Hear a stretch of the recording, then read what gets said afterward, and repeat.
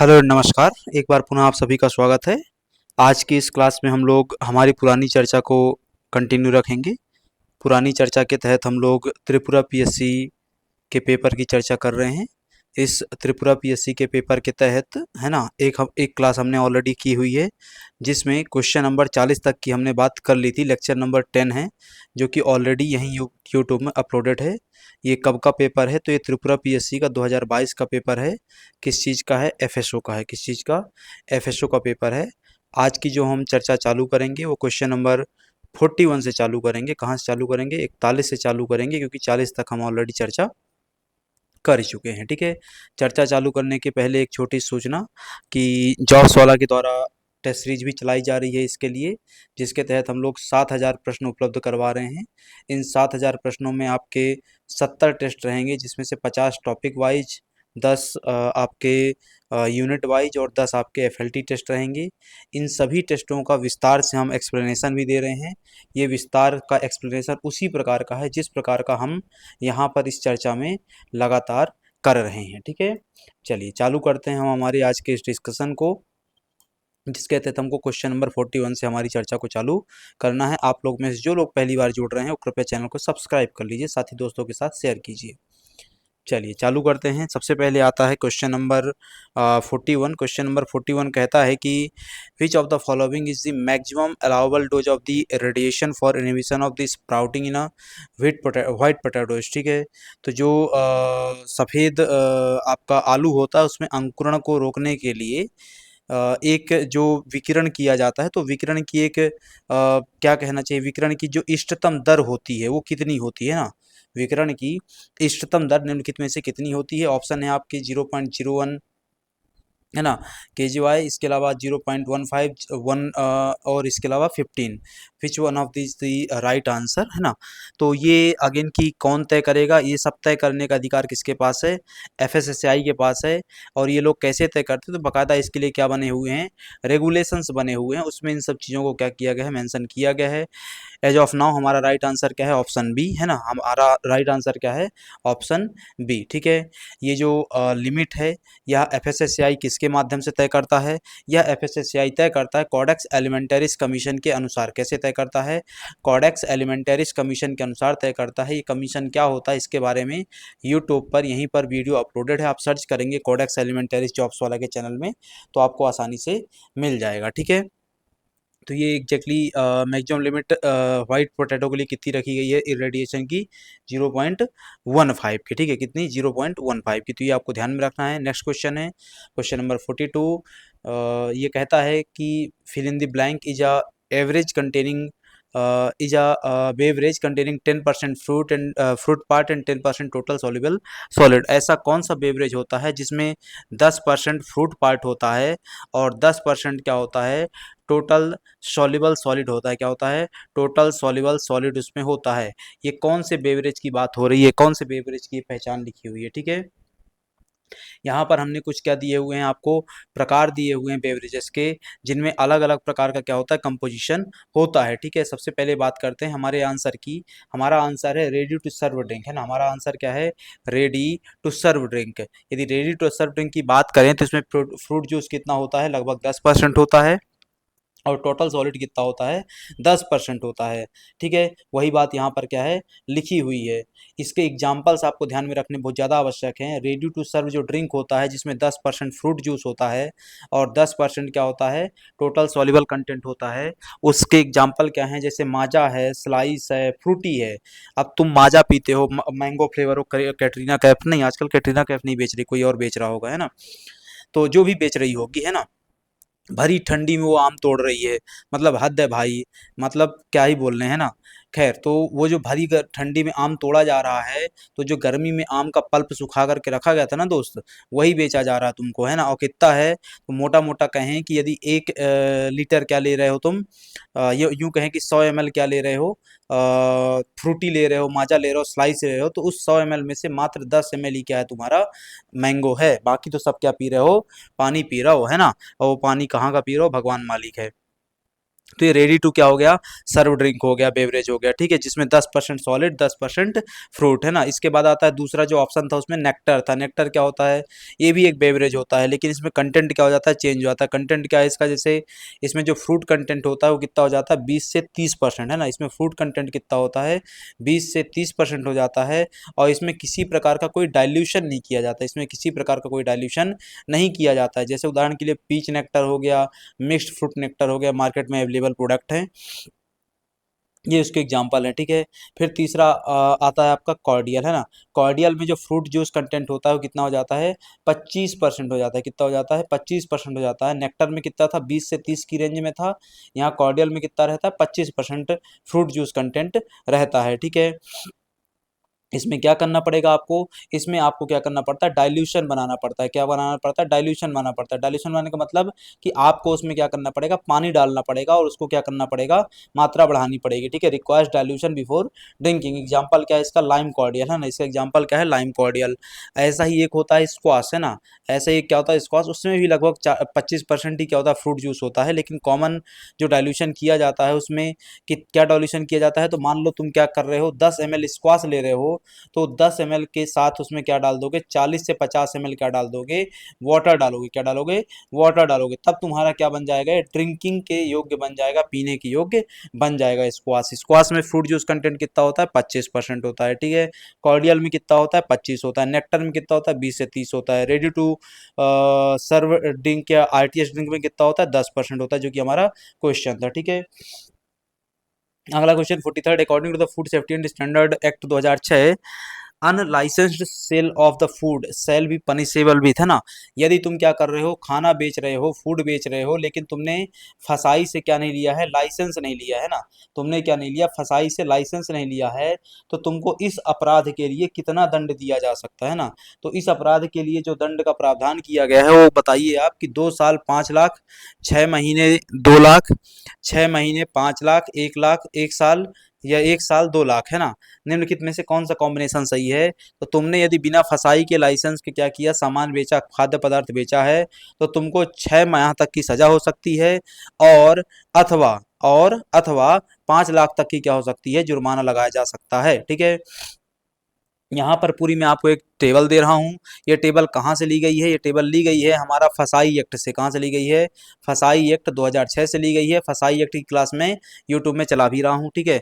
फसाई एक्ट से जो मैंने टेबल ली है, इसमें पूरा का पूरा सेक्शन 50 से मैंने इसको कहानी को चालू किया है, और उसमें सभी प्रकार की पेनाल्टीज को मैंने इसमें मेंशन कर दिया है, ठीक है। कुछ पेनाल्टीज आपको ध्यान में रखना बहुत ज़्यादा आवश्यक है। जैसे उदाहरण के लिए, यदि आप सब स्टैंडर्ड फूड प्रोडक्ट बेचते हैं तो 5 लाख तक का अपराध वो है, दंड की बात की गई है। यदि आप मिस ब्रांडेड फूड बेचते हैं तो 3 लाख तक के प्रावधान है। यदि आप मिसलीडिंग एडवर्टाइजमेंट करते हैं तो 10 लाख तक का प्रावधान है, ठीक है। यदि आप कोई एक्सटेनियस मैटर डालते हैं उसमें, तो भी 1 लाख तक का प्रावधान है, ठीक है। यदि आप उदाहरण के लिए कोई एडल्ट्रेंट डालते हैं उसमें, तो 2 लाख तक का उसमें दंड का प्रावधान है।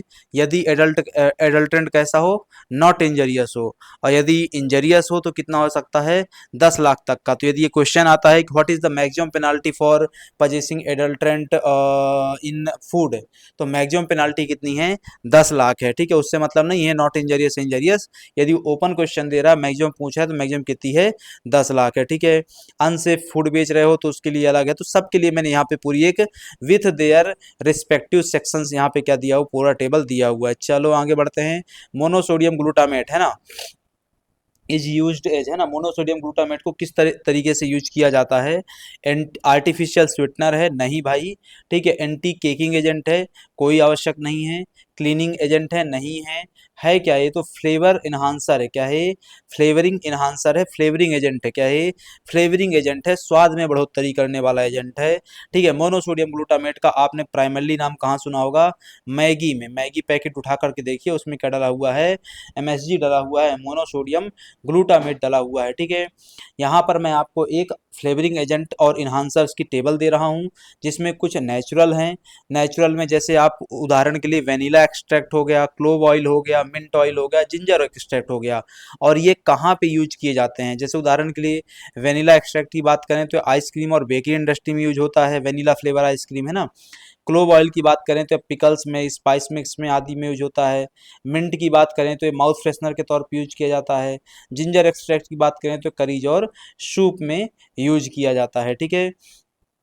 ऐसे ही हम नेचर आइडेंटिकल की बात करें, मतलब नेचुरल नहीं है बट उसके जैसे हैं, जैसे वेनिलीन हो गया, है ना, ये कैंडीज और बिस्कुट में यूज होता है। सिट्रल हो गया, सॉफ्ट ड्रिंक और सिट्रस फ्लेवर्स में यूज होता है, जहाँ पर सिट्रिक बेवरेज होंगे वहाँ पे यूज होता है, ठीक है।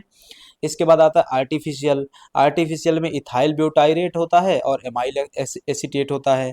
यदि इथाइल ब्यूटाइरेट की बात करें तो जूस और कैंडीज में यूज होता है, और एमाइल एसीटेट की बात करें तो वो बबल गम्स में यूज होता है, मिल्क शेक में यूज होता है।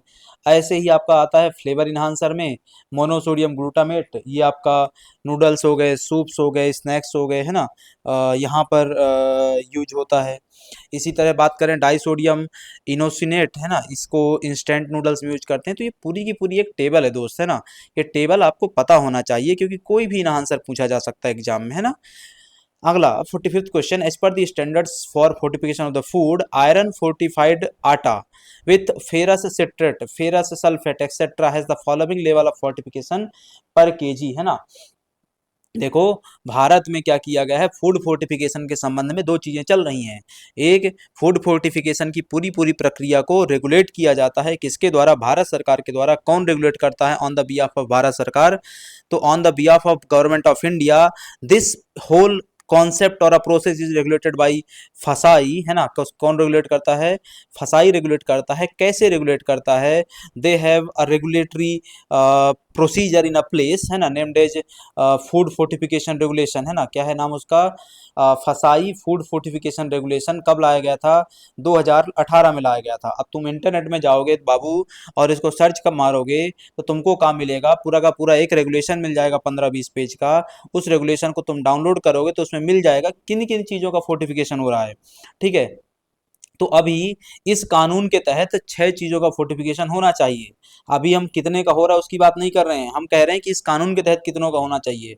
तो इस कानून के तहत 6 का होना चाहिए। कौन कौन होना चाहिए, व्हीट हो गया, सॉल्ट हो गया, फैटी ऑयल हो गया, एग्जैक्टली ऑयल या वनस्पति आप कह लीजिए, ठीक है। इसके अलावा राइस हो गया, इसके अलावा आपका मैदा हो गया, और कुछ बच गया, शायद मिल्क बच गया, ठीक है। ये 6 चीजों का होना चाहिए, लेकिन हो कितना रहा धरातल में, तो धरातल में 5 चीजों का हो रहा है। किसका एक का नहीं हो रहा है, तो इन 5 का हो रहा है। किसका किसका, मिल्क, राइस, व्हीट, ये एस से क्या था आपका, सॉल्ट था, और ओ से क्या था आपका, वनस्पति ऑयल था, ठीक है।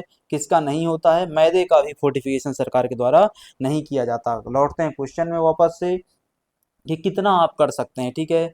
फोर्टिफाइड जो आटा रहता है उसमें आयरन का जो वो है फोर्टिफिकेशन है, जो आयरन किसके रूप में रहेगा, ये तो फेरस सिट्रेट के रूप में या फेरस सल्फेट के रूप में।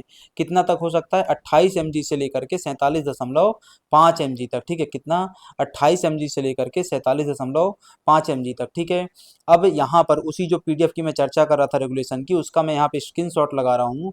यहाँ पे देखेंगे कि फेरस सिट्रेट और फेरस लैक्टेट, फेरस सल्फेट, इनका यूज किया जाएगा। फेरिक फायरोफास्फेट, है ना, इन सब का यूज किया जाता है आयरन की फोर्टिफिकेशन में, ठीक है। ये क्या है, आयरन के सॉल्ट हैं।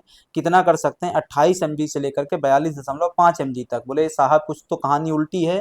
तो जो 2018 का रेगुलेशन लाया गया था उसमें 42.5 mg रखा गया था। कितना, जो 2018 का रेगुलेशन लाया गया था उसमें 42.5 mg रखा गया था। आगे चल करके भारत सरकार ने, फसाई ने इसको बढ़ा करके 47.5 कर दिया। कितना कर दिया, 47.5 कर दिया था। विच इज अवर आंसर, है ना, वो हमारा क्या है, उत्तर है। बात यहाँ तक की समझ में आई, ठीक है। अब तुम उसमें फोर्टिफाइड आटा में और किस किस चीज का फोर्टिफिकेशन कर सकते हो, तो एक तो आयरन का हो गया, दूसरा किसका कर सकते हो, B9 का कर सकते हो, तीसरा किसका किया जाता है, B12 का। कर सकते हो नहीं, किया जाता है, ऐसा है ना, भाषा गलत है मेरी, सही कर लेंगे। किसका किसका किया जा रहा है, आयरन का, फोलिक एसिड का, विटामिन B12 का, और किसका कर सकते हो, ठीक है। इनका कंपलसरी है और इनका आपकी इच्छा पर है। क्या क्या है, जिंक, विटामिन ए, थायमीन, है ना, क्या क्या है, जिंक, विटामिन और थायमीन का भी क्या कर सकते हैं आप, उसमें वो कर सकते हैं, ठीक है। ये ध्यान में रखिएगा। ज़्यादा इच्छा श्रद्धा भक्ति बनती है तो B2, B3, B6 इन सब का भी किया जा सकता है, ठीक है। उसके बाद यहाँ पर आता है फोर्टिफाइड मिल्क। अब मान लो क्वेश्चन एक आ जाता है कि which one of these is not fortificated with the milk. Options रहेंगे iron, vitamin A, vitamin D, none of the above.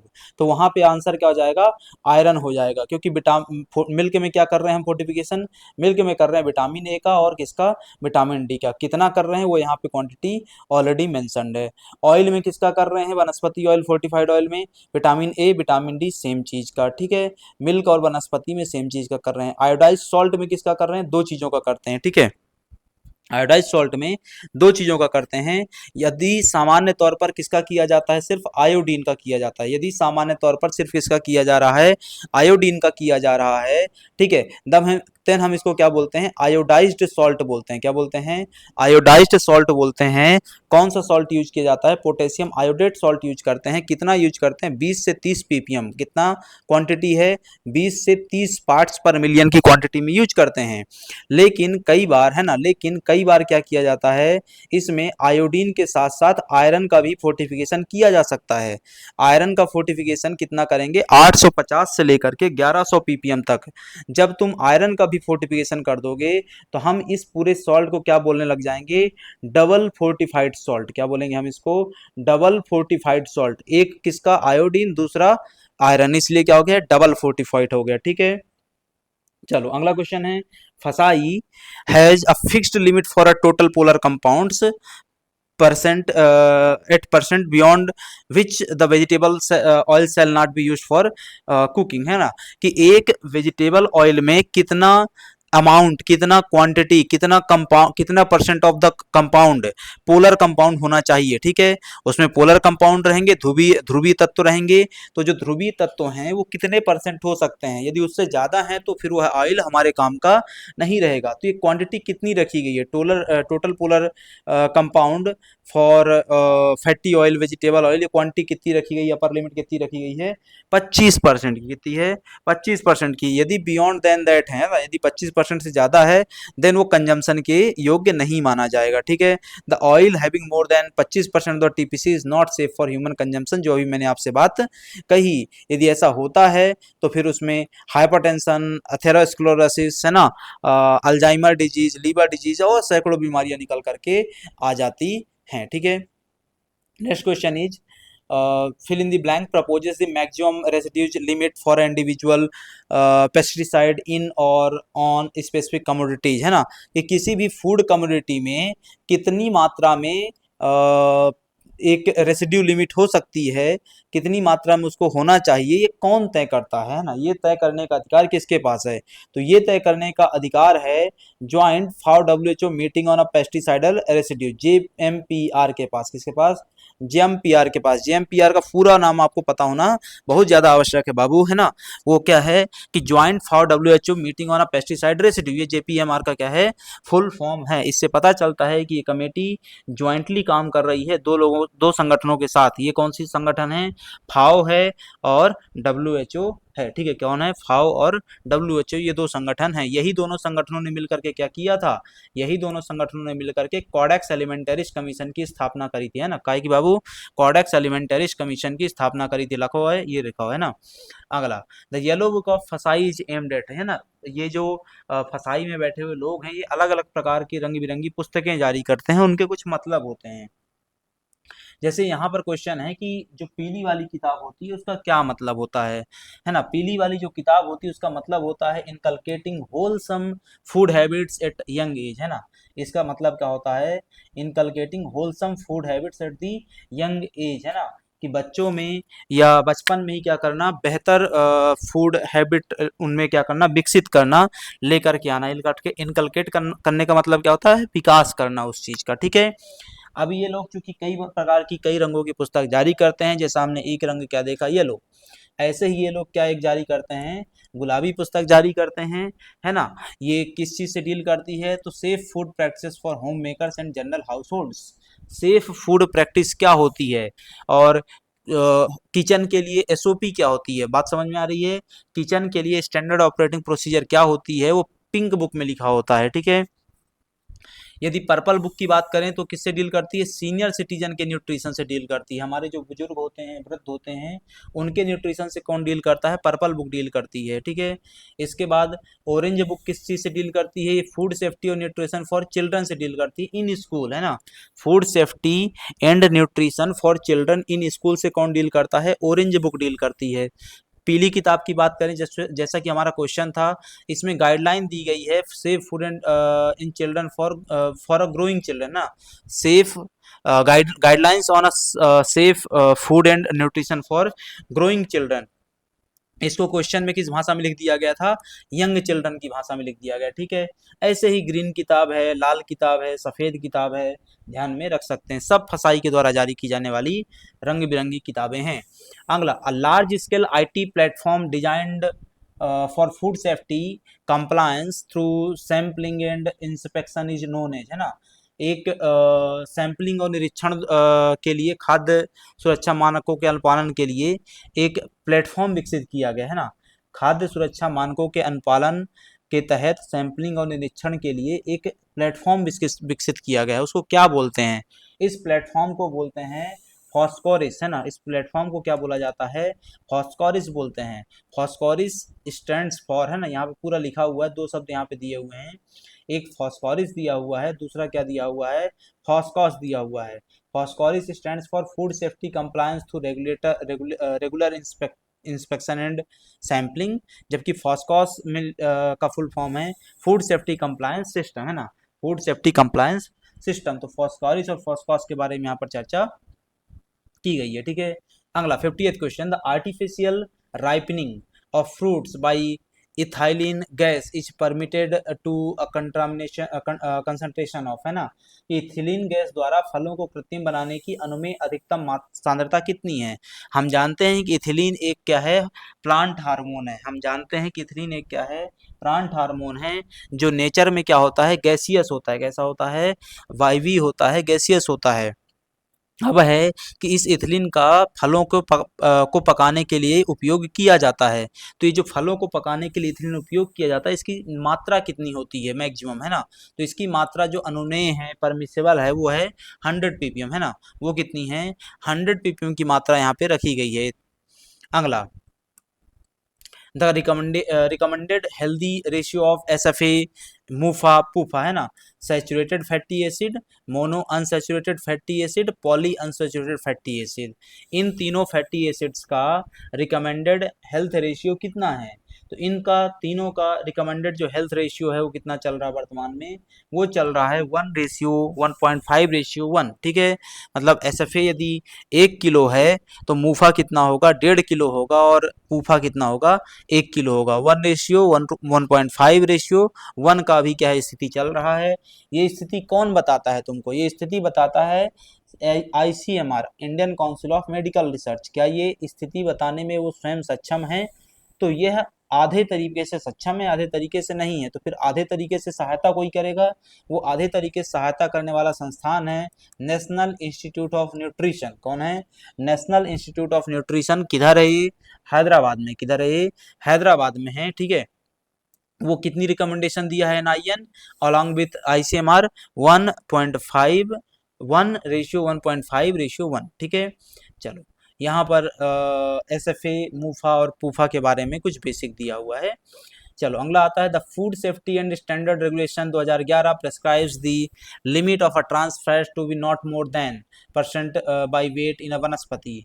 तो FSSAI विनियम जो 2011 में लाया गया था, उसमें बताया गया है कि वनस्पति घी में ट्रांस फैट की मात्रा इससे ज़्यादा नहीं होनी चाहिए। तो किसी भी वनस्पति घी में ट्रांस फैट की मात्रा 5% से ज़्यादा नहीं हो सकती, है ना। किसी भी वनस्पति घी में ट्रांस फैट की मात्रा 5% ज़्यादा नहीं हो सकती। ये बात कहाँ लिखी हुई है, 2011 के रेगुलेशन में लिखी हुई है, ठीक है। ये आपको ध्यान में रखना है। ये किस में, वेजिटेबल ऑयल और फैट में। अगला है, which of the following is a water soluble pigment present in a milk. कि दूध में जो वाटर सॉल्युबल पिगमेंट रहता है वो इसका नाम क्या है, यहाँ पर हमसे पूछा जा रहा है ना। दूध में जो शर्करा रहती है उसको हम क्या बोलते हैं, लैक्टोज बोलते हैं ना। दूध में जो शर्करा रहती है उसको हम क्या बोलते हैं, लैक्टोज बोलते हैं। ऐसे ही फटे हुए दूध में जो मिल्क होता है, एसिड होता है, उसको हम क्या बोलते हैं, लैक्टिक एसिड बोलते हैं ना, उसको हम क्या बोलते हैं, लैक्टिक एसिड बोलते हैं। और वाटर सॉल्युबल जो पिगमेंट होता है मिल्क में उसको हम क्या बोलते हैं, लैक्टोफ्लाविन बोलते हैं। क्या बोलते हैं, लैक्टोफ्लाविन बोलते हैं। ठीक है, यहाँ पर आपको क्या ध्यान रखना है कि क्या पिगमेंट होता है दूध में, लैक्टोफ्लेविन होता है। ये जो लैक्टोफ्लेविन है दरअसल यह किससे निकल करके आया है, यह निकल करके आया राइबोफ्लेविन से, है ना। किससे, राइबोफ्लेविन से। क्या नेचर होता है सॉल्युबिलिटी के आधार पे, यह वाटर सॉल्युबल होता है ना। कैसा होता है, वाटर सॉल्युबल होता है।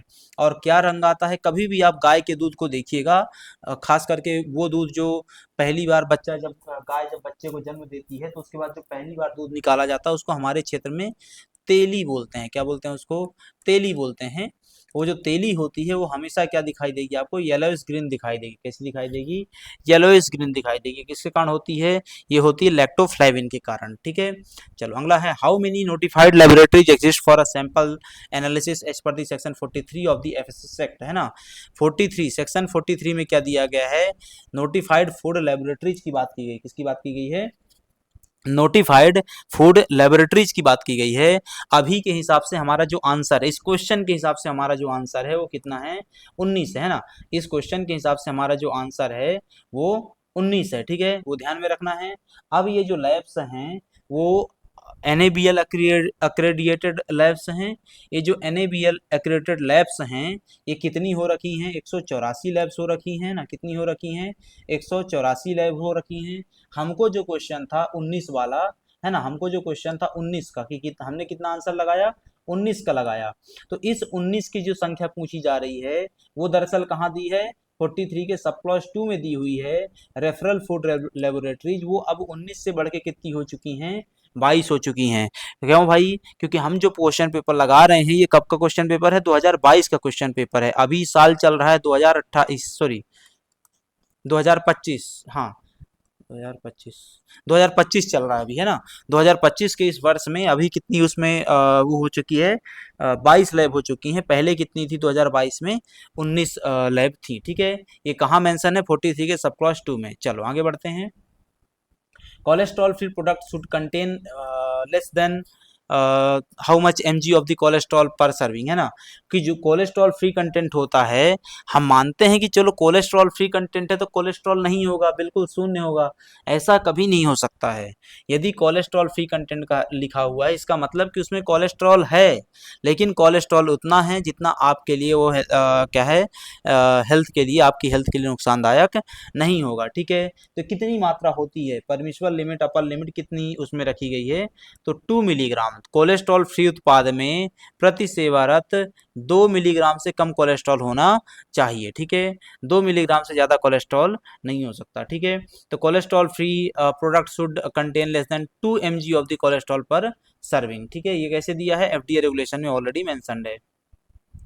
56th question, the maximum permissible limit for a sodium benzoate in squash and appetiser. पीछे स्क्वाश पढ़ाया था आपको, क्या है, बेवरेज है। एपेटाइजर भी एक प्रकार का बेवरेज ही है, लेकिन स्क्वाश हमने पीछे पढ़ा था, क्या पढ़ा इसमें हमने स्क्वाश में कि यह बेवरेज है जिसमें क्या होता है, कुछ फ्रूट कंटेंट और कुछ डाइल्यूशन को लेकर के क्या किया जाता है, इसको बनाया जाता है। ठीक है, अभी के लिए स्क्वाश और एपेटाइजर में जो प्रिजर्वेटिव यूज किया जाता है उसका नाम क्या होता है, सोडियम बेंजोएट। अब प्रश्न है कि सोडियम बेंजोएट की अपर परमिसिबल लिमिट कितनी है, तो सोडियम बेंजोएट की अपर परमिसिबल लिमिट कितनी है, 600 ppm। कितनी है, 600 ppm। ठीक है, ये पूरी एक लिस्ट यहाँ पे दी हुई है ना, यहाँ पर पूरी एक लिस्ट दी हुई है। जैसे सोडियम बेंजोएट, बेंजोइक एसिड आदि आदि की बात करें तो सोडियम बेंजोएट, बेंजोइक एसिड की जो कंसंट्रेशन है ना, सोडियम बेंजोएट, बेंजोइक एसिड की जो कंसंट्रेशन है वो कितनी है, 600 ppm है। कितनी है, 600 ppm है। यहाँ पे लिखा हुआ है, ये देखो स्क्वाश लिखा हुआ है ना।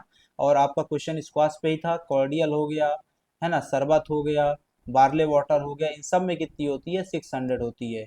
मुरब्बा और में कितनी होती है, 200 ppm की होती है। ठीक है, जिंजर कॉकटेल में कितनी होती है, 600 ppm की। फ्रूट वेजिटेबल जूस में 600 ppm की। तो अधिकांशता कितनी होती है, 600 ppm ही रहती है। ठीक है, इसके अलावा सल्फर डाइऑक्साइड कितना होता है, इसका क्वेश्चन ऑलरेडी लगवा चुका हूं मैं आपको, है ना। सल्फर डाइऑक्साइड का क्वेश्चन ऑलरेडी मेरे ख्याल से 9th लेक्चर में था या 8th लेक्चर में था, यही यूट्यूब में अपलोडेड है, आखिरी क्वेश्चन था उस क्लास का, है ना, लगवा चुका हूँ। इसी सेम क्वेश्चन का, है ना, बस वो झारखंड में पूछा गया था कि सल्फर डाइऑक्साइड की परमिसिबल अपर लिमिट कितनी होती है। ये लिखा हुआ है कि किस चीज में, मान लो मुरब्बा में है तो 40 ppm, है ना, स्क्वाश क्लोसिस आदि आदि में तो कितना 350 ppm। तो ये आपको ध्यान में रखना है। हम सॉर्बेट और सॉर्बिक एसिड की बात करें तो उनकी भी अपनी एक लिमिट यहाँ पर दी हुई है। As per the section 39 of the FSS Act, the penalty for food safety officers seizing food without reasonable ground may extend up to, है ना, कि भाई किसी फूड सेफ्टी ऑफिसर ने बिना किसी वैध कारण के किसी व्यापारी के यहाँ से, किसी रेस्टोरेंट वाले के यहाँ से, किसी ठेले वाले के यहाँ से क्या कर लिया, बिना किसी, है ना, बिना किसी प्रक्रिया को फॉलो किए हुए अवैध तरीके से क्या किया, सैंपल कलेक्ट किया, है ना, क्या किया, सैंपल कलेक्ट किया है, बिना कोई उचित कारण, है ना, कारण खाद्य जब्त कर लिया है, तो उस अधिकारी पर कितना जुर्माना लगेगा। तो उस अधिकारी पे जो जुर्माना लगाए जाने का प्रावधान है वो कितना है, 1 लाख रुपए। कितना है, सी ऑप्शन, 1 लाख रुपए, ठीक है। तो ये आपको ध्यान में रखना है। ये कहाँ मेंशन्ड है, 39 में, liability of the food safety officer in certain cases. Liability मतलब उस पर उसका क्या दायित्व होगा, तो उसका दायित्व ये 1 लाख रुपीज वहां पर क्या है, ऑलरेडी मेंशन्ड है, ठीक है। अगला, the Codex Alimentarius Commission works with the how many UN official languages, है ना, जो कोडेक्स एलिमेंटरीज कमीशन है वो कितनी ऑफिशियल लैंग्वेजेस को मान्यता देता है, उसमें काम करता है। तो जिस प्रकार से यूएन 6 भाषाओं में काम करता है, उसी प्रकार से कोडेक्स एलिमेंटरीज कमीशन भी क्या करता है, 6 भाषाओं में काम करता है ना। कौन कौन सी ये 6 भाषाएं हैं, ये भाषाएं हैं Arabic, Chinese, English, French, Russian और स्पेनिश, ठीक है। क्या क्या हो गया, अरबी हो गई, मैंड्रीन हो गई, है ना, अंग्रेजी हो गई, फ्रेंच हो गई, रशियन हो गई, और आखिरी में आता है स्पेन। ये 6 भाषाएं क्या है, कोडेक्स एलिमेंटरीज कमीशन रिकॉग्नाइज करता है, ठीक है। चलो अगला आता है हमारा question, TBT is in a food safety stands for, है ना, फूड सेफ्टी के क्षेत्र में टीबीटी का मतलब क्या होता है। तो फूड सेफ्टी के क्षेत्र में टीबीटी का मतलब होता है टेक्निकल बैरियर्स टू ट्रेड, है ना, टेक्निकल बैरियर्स टू ट्रेड, व्यापार के समक्ष क्या है, कुछ तकनीकी क्या है, व्यवधान है। ये बात कहाँ लिखी हुई है, ये बात लिखी हुई 59 में टीबीटी के फुल फॉर्म के रूप में, ठीक है। अगला क्वेश्चन, आज का आखिरी question, as per the regulation, FSS regulation, the tolerance limit of the hydrogen phosphide, है ना, एचएफ की जो टॉलरेंस लिमिट होती है वो कितनी होती है इन अ फूड ग्रेन।